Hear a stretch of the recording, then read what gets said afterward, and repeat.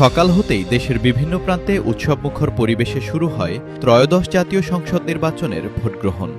দীর্ঘ রাজনৈতিক উত্তেজনা, আশঙ্কা আর নানা জল্পনার পর অবশেষে শান্তিপূর্ণ ভোট সম্পন্ন হওয়ায় স্বস্তি ফিরে আসে সাধারণ মানুষের মাঝে। আর এই আস্থার কেন্দ্রবিন্দুতে ছিল সেনাবাহিনীর নিরপেক্ষ ও কঠোর অবস্থান।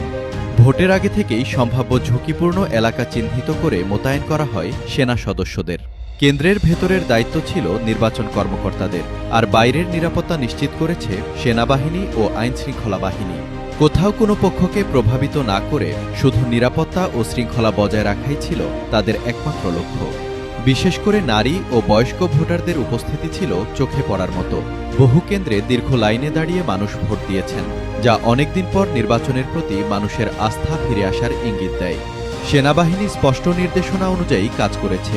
কোথাও অতিরিক্ত বল প্রয়োগ নয়, আবার বিশৃঙ্খলার চেষ্টা হলেই তাৎক্ষণিক কঠোর ব্যবস্থা। এই ভারসাম্যপূর্ণ কৌশলই নির্বাচনকে সংঘাতমুক্ত রাখতে গুরুত্বপূর্ণ ভূমিকা রেখেছে। ভোটগ্রহণ শেষে ব্যালট বাক্স পরিবহন ও গণনার সময়ও ছিল কড়া নিরাপত্তা। ফলে ফলাফল ঘোষণার পর বড় ধরনের সহিংসতার খবর পাওয়া যায়নি। পরাজিত প্রার্থীরাও ফল মেনে নেওয়ার প্রবণতা দেখিয়েছেন অনেক ক্ষেত্রে। বিশ্লেষকরা বলছেন, নির্বাচনের গ্রহণযোগ্যতা শুধু ভোটের দিনের উপর নির্ভর করে না, নিরাপত্তা ব্যবস্থার উপরও নির্ভর করে। এবার সেই জায়গায় সেনাবাহিনী আস্থা তৈরি করেছে। ত্রয়োদশ জাতীয় সংসদ নির্বাচন প্রমাণ করল, নিরপেক্ষ ও দৃঢ় নিরাপত্তা ব্যবস্থা থাকলে রাজনৈতিক বিভাজনের মাঝেও জনগণ শান্তিপূর্ণভাবে তাদের ভোটাধিকার প্রয়োগ করতে পারে।